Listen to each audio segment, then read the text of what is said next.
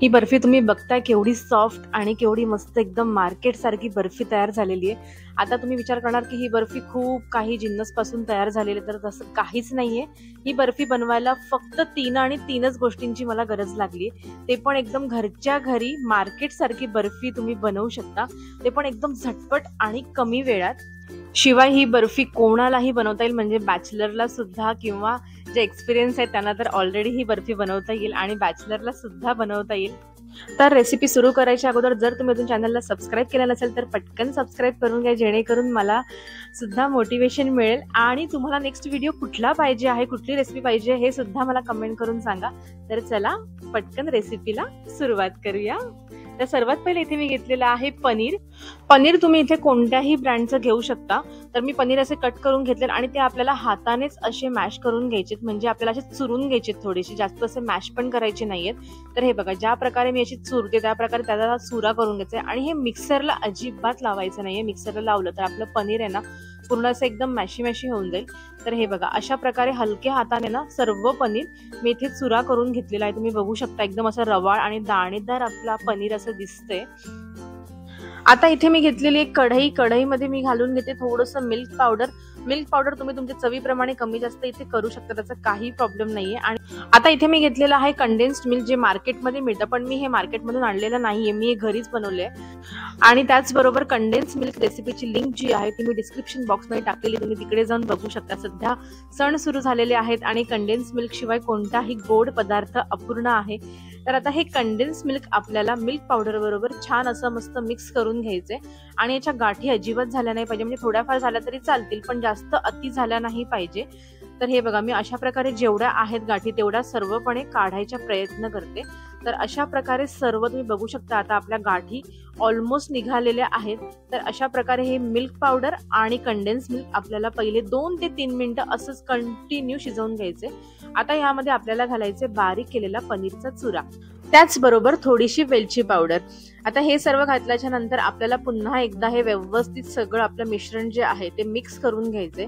आता हे आपल्याला कंटिन्यू असंच हलवत राहायचं। आता हे आपल्याला कंटिन्यू असं 5 ते 10 मिनिटं मिक्स करून घ्यायचे आणि हे करताना आपल्याला गॅस एकदम स्लो ठेवायचा, नाहीतर खालून आपलं पनीर आहे ना ते जळू शकतो।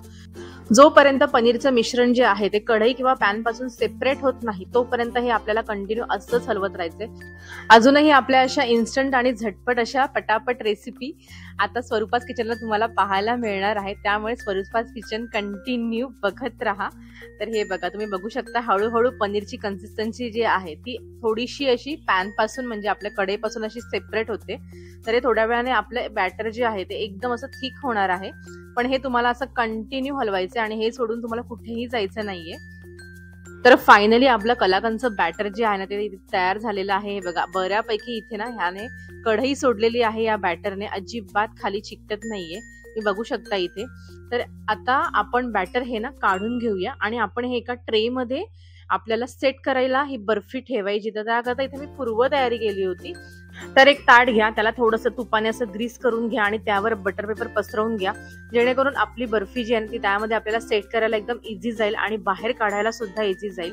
तर हे बघा आपलं बॅटर जे आहे ते अशा प्रकारे ह्या कन्सिस्टन्सीमध्ये झालं पाहिजे। तर ते आता रेडी झालेलं आहे आणि हे बघा इथे मी ना एक प्लेट घेतली होती आणि ह्याला तूप लावून घेतलंय। आता ह्यावर मी इथे ठेवते बटर पेपर, थोडासा बाहेर त्याच्या कडा अशा काढून घेतलेल्या। तर हे बघा संपूर्ण पेपर जो आहे तो आपल्याला इथे प्लेटला असं व्यवस्थित चिकटवून घ्यायचंय खाली, जेणेकरून आपण जेव्हा बर्फी यामध्ये सेट करू तो इकडे तिकडे असं हलणार नाही। आणि तुम्ही असा ना राऊंड पेपर सुद्धा कट करू शकता। तर इथे आता आपली प्लेट तयार झालेली आहे। आता आपण ह्यामध्ये घालून घेऊया बर्फीचं बॅटर, म्हणजेच कलाकंदचं बॅटर। हे सर्व साईडला असं इक्वल आपल्याला पसरवून घ्यायची। आपली बर्फी आहे ना ती अजिबात लहान मोठी जाड बारीक होता कामा नये, म्हणजे दिसायला पण ती अशी छान आणि सुंदर दिसते एकदम मार्केट सारखी। तर हे बघा आता मी सर्व साईडला असं स्पॅच्युलाने असं स्प्रेड करून घेते।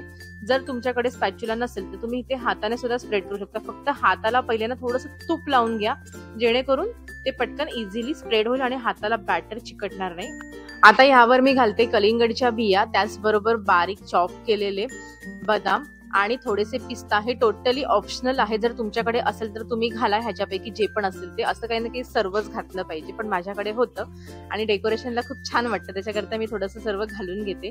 त्याचबरोबर गुलाबाच्या पाकळ्या मी अशा बारीक बारीक अशा स्वच्छ धुवून कट करून घेतल्यात, जेणेकरून आपला कलाकंद जो आहे तो एकदम मार्केट सारखा आणि मस्त दिसेल.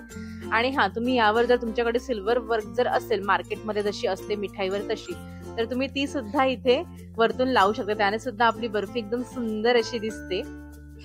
तर आपला कलाकंद तुम्ही बघू शकता केवढा सुंदर आणि मस्त असा दिसतोय आणि केवढा असं झटपट सुद्धा तयार झालेला आहे, आणि ते पण फक्त 3च साहित्यापासून. आता आपल्याला काय करायचं, हा कलाकंद जो आहे ना तो आपल्याला 2 तास फ्रीजमध्ये छान मस्त सेट करायला ठेवायचा, कारण आता हा नरम आहे आणि ह्याचे पीसेस कट व्यवस्थित होणार नाही. तर आता मी हा 2 तास फ्रीजमध्ये सेट करायला ठेवून देते. त्यानंतर आपण बघूया 2 तासानंतर आपला कलाकंद केवढा सुंदर आणि मस्त असा सेट झालेला असेल. तर आता इकडे 2 तास झालेले आहे आणि त्यानंतर हे बघा आपला कलाकंद केवढा मस्त आणि इझिली असा निघालेला आहे. आणि ते बघू शकता एकदम ताटाची त्यालाची डिझाईन पण आलेली साईडला, म्हणजे अजिबात आपला कलाकंद साईडला पडत नाहीये, इझिली कट होतोय तो व्यवस्थित, एकदम सॉफ्ट असा.